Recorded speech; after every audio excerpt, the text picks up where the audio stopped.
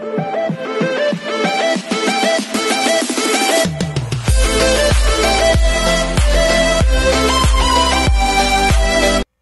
everyone, this is Kijibo Vlogs, a Filipino actor based here in Saudi Arabia, and welcome back to my channel. For today's video, agad-agad gawa natin to ng reaction video. Charis!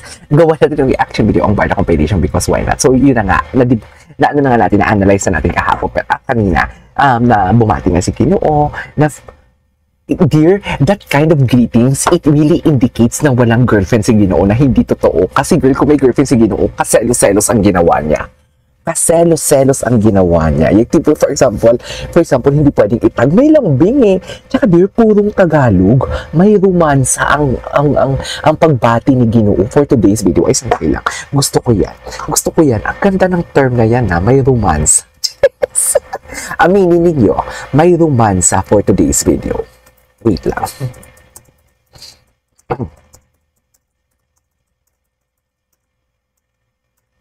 Diba? Tsaka ang malala pa dito, dear, late talaga siya, dear, bumati. Kasi gusto niya talaga, importante siya. Ang gusto niya, hindi siya makigulo. Bakit late bumati ang Ginoo? Kasi ganun yun. Diba? Mas espesyal ang late ang bumati. Sa totoo lang. Ako, I swear talaga, bumabati ako at the end of the day. Like, ayoko makisabay sa mga mararaming nagpo-post. Kasi natatabunan eh. Like for example, maraming nagigreeting. Ayoko niyan. Maraming sa mga friends ko, natatabunan ako. Ayoko, nakakalimutan ako. Parang normal na tao na lang ako. Pag sa mga close ko na tao, ako bumabati.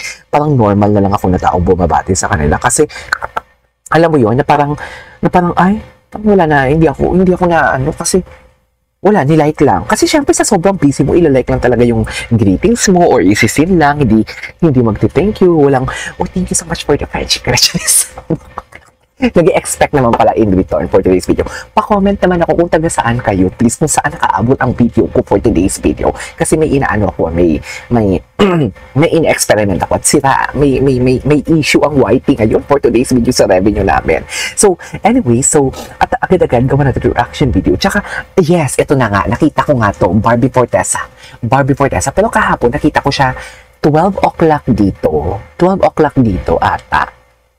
10 o'clock or 12 o'clock. Basta nakita ko to kagabi na bumati si Ginoo na alam ko ito na yung i-content ko talaga.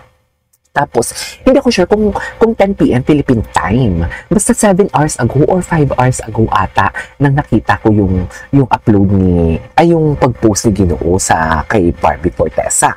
Tapos nakita ko, naka-like si Barbie Fortesa. Nang tinignan ko yung reactions, yung heart, hindi ko mapindot. No data available daw. Pero yung mga likes, nakikita ko likes, haha, yung ibang reaction. Pero yung heart, hindi ko makita. Sabi ko, ay ano to, hinay niya yung heart. Ang dami-daming nag-heart. Sabi ko, pwede ba yun? Mag-heart ng heart? Parang hindi naman pwede yun. So, siguro may glitch lang. Pero ito, nakita nga, si Anashi. Anashi, very good ka dito for today's video. Nilike niya nga. Tsaka, wait lang. Ito nga, tapusin ko lang sasabihin ko, kung may something talaga, kung may girlfriend talaga si David, hindi ko pwedeng i-disregard yan eh. Kasi aside sa ini-issue nilang fake news sila, may dinadamay silang ibang tao na may girlfriend daw si David. And sinisira nila, dear, si David. May mga sinasabi silang paasa si David, mga ganito, ganyan. Ang dami nilang sinasabi. Kaya dapat hindi talaga pwede. As a defender, dear, sinasabi ko sa inyo, first time kong mag-defend ng ganito. Yung tipong nagdadaldal ako sa vlog ko ng negativity. Hindi naman negativity, parang something like nang i-educate ako. First time yan, dear, kasi before hindi ko yung ginagawa. Totoo, defender na talaga siguro ako ng Barda for today's video. Yes, defender na talaga ako ng Barda for today's video. Hindi malakas ang loob ko kasi basta yun na yun. Malakas ang loob ko kasi alam ko na sa tama ako at mali sila. Charis. Malakas ang loob ko, kaya ang lakas-lakas ng loob ko. Ganun. Pero kung hindi malakas ang loob ko, tsaka kung alam kong tama sila, dear Kiber, hindi ko sila papansin. Pero mali eh.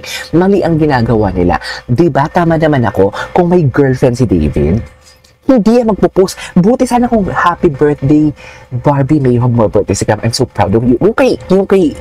Yung kay Barbie, okay na sana yun eh.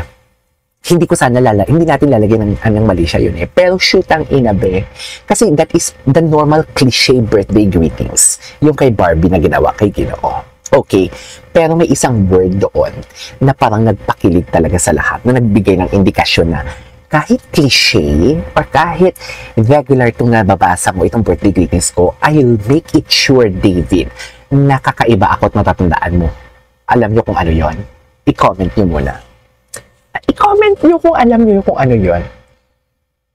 Na-comment nyo na. Charis, nakapag-like na ba lahat? Pa-like naman ako. Malandi kayo. Anyways, alam nyo kung ano isang word yun? The word Alexander. Diba?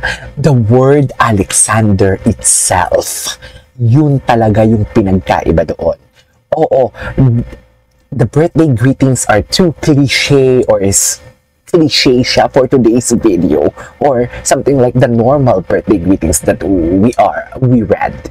Pero the Alexander itself, yun yung kakaiba doon. Pag tinawag ka sa apelido mo or pag tinawag ka sa ibang pangalan mo na hindi naman tinatawag sa iyo ng most of the people around you. Gets mo yon? Yung David tawag natin dapat, di ba sa kanya? Ginoo ang tawag sa kanya. Hindi na ginamit ni Barbie yun. Alexander for today's video. Iba siya, mami. Iba siya. Ay, parang iba naman yun, mami. Parang iba naman yun ang nasundot sa pagkatao ko. Self, mag-behave ka self. Kasi kilig na kilig tayo for today's video. At ito pa, ang malala dito. Kung may girlfriend si David, hindi ko tumatapos sa statement ko. Kung may girlfriend si David, dear, tingnan mo ang greetings niya. Sabi ko nga sa inyo, may romansa, di ba? Purong Tagalog, parang hindi nag-graduate sa Xavier. Xavier ba siya? Ng high school? Baka Xavier siya, no? Xavier siya, di ba? Chinese eh. Baka. Di ba? Pero alam ko, binil siya ng college. Hindi ko lang alam ng high school. Baka Lasal Green Hills. I don't know. Kasi yung Xavier, mayayaman din yan eh. Yung mga Chinese na mayayaman. Anyways, purong Tagalog. Diba? Purong Tagalog yung ano niya, yung greetings niya. Tsaka, hindi pwedeng itag. Alam mo yung magparamdam talaga na tipong, wala akong girlfriend o kung may girlfriend ako, hindi ako pwede magaganito. Parang ganon. Hindi po, kung tinag niya to, kung tinag niya to, okay lang eh. Pero hindi niya tinag. Tsaka may in-emphasize niya talagang hindi pwede itag. We all know that diba dapat yan. Para kay Barbie lahat yan.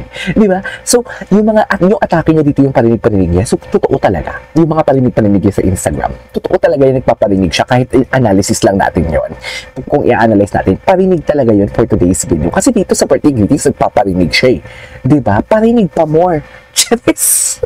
Anyways, ay wait lang, may tatapusin lang ako dito. Diyan lang kayo, huwag niyo akong iwan. Kasi, dadamihan ko ngayon yung barda for today's video para masaya ang buhay niyo. Charis.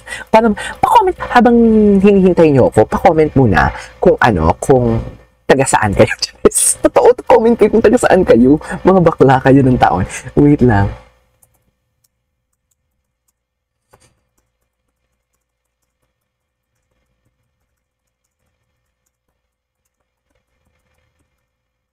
Diba? Anyways, ituloy natin to. Ano tong chika ni Anashi? Anashi, kayo, si Anashi din. Anashi, you're feeding my dilulu thoughts. Yes. Kung tatanungin niyo sa akin, kung lumabas ba sila, sandali lang po, kakagising lang natin, magtanong-tanong muna tayo sa mga kakilala natin. Wait lang, di ba, kung mararapatin mo, nais kitang handugan ng isang taus-pusong pagbati, maligayang kaarawan, binibining clan. Bakit kaya binibining clan yung tinawag niya? Hindi yung Adelina. Dahil siguro sa Charis. Dahil siguro sa MK talaga. Ay, sa bakit? Kasi MK kasi talaga nagsimula sila lahat din, no? Ay, atake. Atake naman si Akla. Nilike ni Barbie. I know, right? Buti na lang talaga, Anashi, andyan ka for today's video. Buti na lang talaga, i-emphasize mo yan. Kasi tamad na tamad ako mag-screenshot at share ng screen. Tamad na tamad ako. Pero ang taas talaga ng camera ko for today's video. Ayan, tamad na tamad ako. Okay.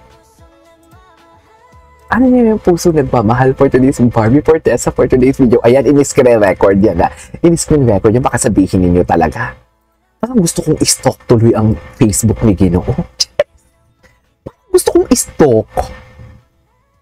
Oh, Barbie Fortesa for today's video. Diba? Ang daming nag-like. At pinakita talaga ni Aneshi yung mga pangalan na nag-like for today's video. Yes. This TikTok video. Ano to? Ay, wait lang. Ituloy natin to ha. This is KJ Vlogs and see you on my next vlog. Ituloy natin to for today's video.